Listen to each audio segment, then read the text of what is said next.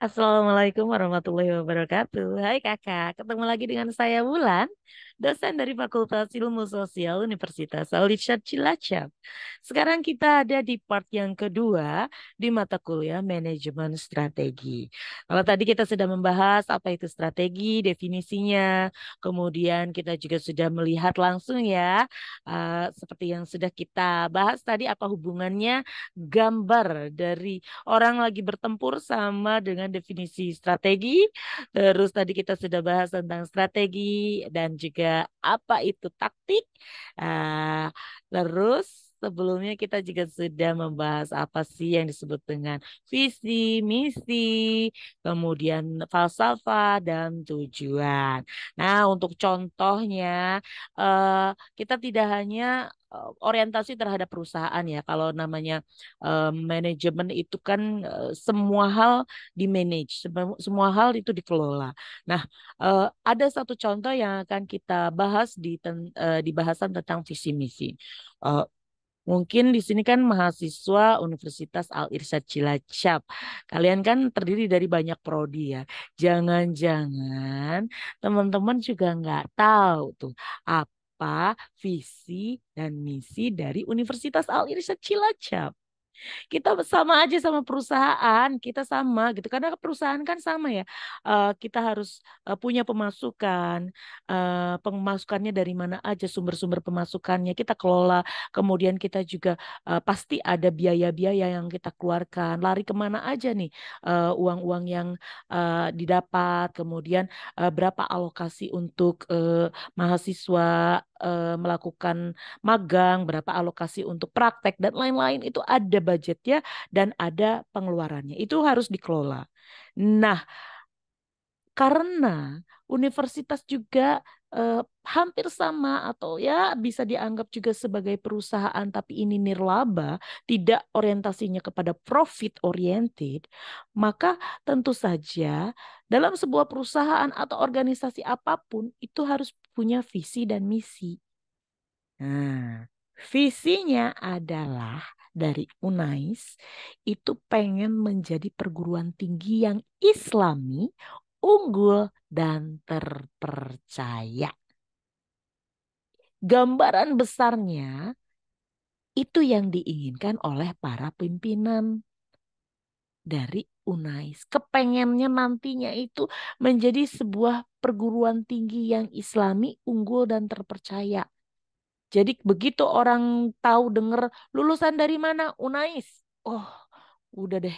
Ini udah pasti anak-anaknya mahasiswanya itu pada eh, punya nilai-nilai Islami unggul dibandingkan dari lulusan dari mana-mana dan juga pasti terpercaya nih.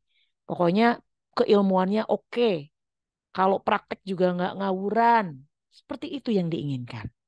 Nah, kemudian dari visi turun ke misi. Apa saja yang harus kita lakukan? Kalau tadi gambaran besarnya, kalau dalam misi itu adalah eh, apa itu bentuknya, caranya, langkahnya, secara statement, secara di dalam pernyataan, di sounding gitu loh, disampaikan secara luas. Oke, misinya kita apa saja untuk mencapai perguruan tinggi yang Islami, unggul dan terpercaya? Itu pertama, misinya harus menyelenggarakan Tridharma perguruan tinggi yang sesuai dengan perkembangan ilmu pengetahuan dan teknologi berdasarkan nilai-nilai Islami untuk meningkatkan derajat kesehatan masyarakat. Sehat itu kan nggak harus secara jasmani saja ya, secara rohani juga. Sehat dalam bentuk ya kalau punya uang, kemudian ekonominya baik, itu juga bisa menunjang kesehatan masyarakat gitu loh. Jadi bukan saklek diibaratkan bahwa kesehatan jasmani itu hanya berhubungan dengan Fakultas Ilmu Kesehatan. Tidak. Ilmu sosial juga adalah bagian dari meningkatkan derajat kesehatan masyarakat. Mau sehat gimana kalau nggak punya uang? Mau sehat gimana kalau lingkungannya kotor dan lain-lain, ya? Jadi eh, derajat kesehatan masyarakat yang dimaksud di sini adalah kesehatan secara mental dan juga spiritual. secara jasmani dan juga rohani. Kemudian apa yang dimaksud dengan tridharma? Tridharma itu adalah 3 dharma. Kewajiban dari seluruh perguruan tinggi itu ada namanya pengajaran, kemudian penelitian dan pengabdian kepada masyarakat.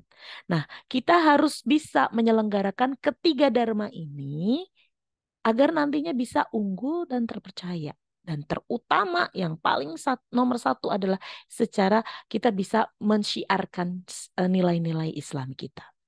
Kemudian yang kedua, menyelenggarakan tata kelola perguruan tinggi yang baik.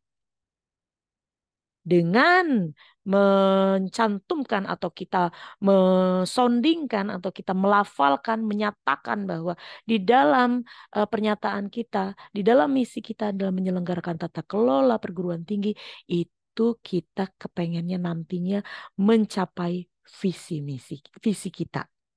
Ya, menjadi perguruan tinggi yang Islami, unggul dan terpercaya. Kemudian next, misi kita selanjutnya adalah memperkuat dan mengembangkan jaringan kemitraan kelembagaan yang menunjang pencapaian kompetensi lulusan. Jadi kita nanti tentu saja akan lebih banyak berkolaborasi dengan lebih banyak pihak. Untuk apa? Ya karena agar kita tuh kompetensi dari lulusan itu bisa terserap dengan baik. Kemudian kita juga harus punya tempat-tempat magang yang baik yang memang nantinya bisa mencapai kompetensi dari lulusan. Teman-teman yang dari Visos, teman-teman yang dari bisnis digital, dari kewirausahaan, itu nantinya harus punya tempat belajar magang. Untuk tahu nanti sebetulnya gimana sih realnya dunia bisnis itu seperti apa, manajemen bisnis itu seperti apa. Begitu pula juga dengan teman-teman yang dari Fakultas Ilmu Kesehatan ataupun Fakultas Sains dan Teknologi, itu sama. Itu harus punya tempat magang dulu. Mereka harus tahu dulu bagaimana sebelum benar-benar terjun ke masyarakat. Agar apa? Nanti kompetensi dari lulusannya itu kompeten, terpercaya, dan unggul. Serta tentu saja Islami.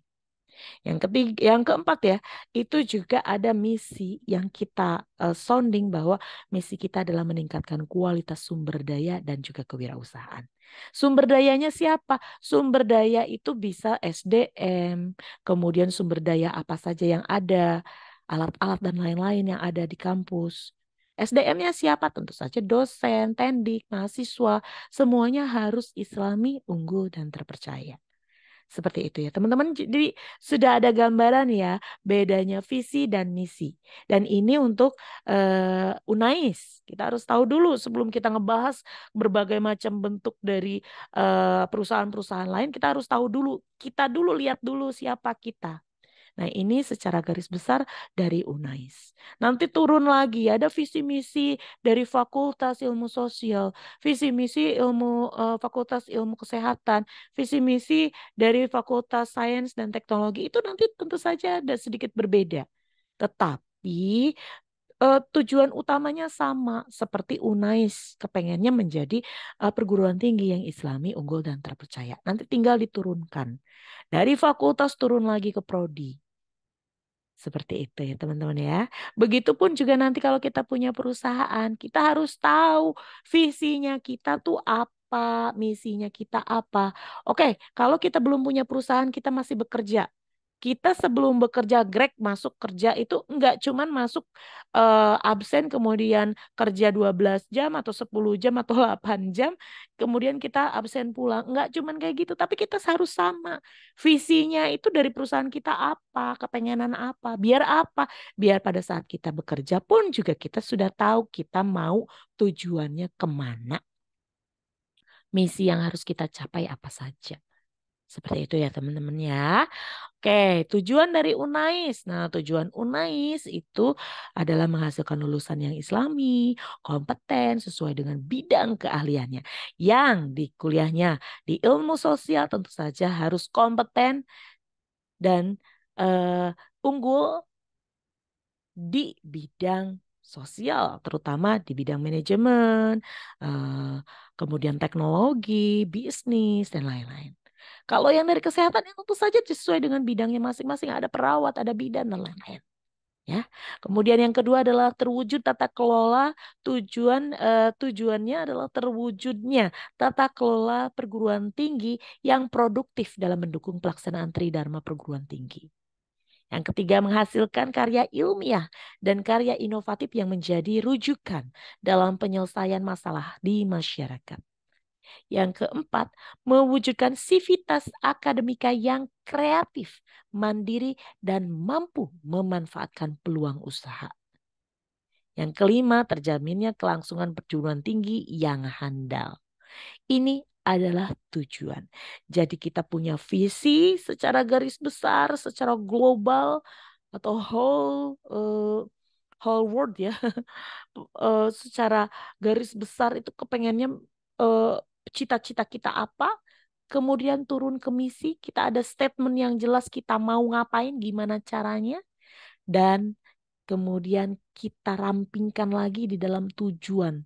Tujuan tentu saja tujuan bisa berbeda ya antara biasanya per 5 tahun kita bisa mencantumkan bahwa di tahun segini kita tujuannya ini. Kemudian nanti 5 tahun berikutnya kan tentu saja dunia berubah.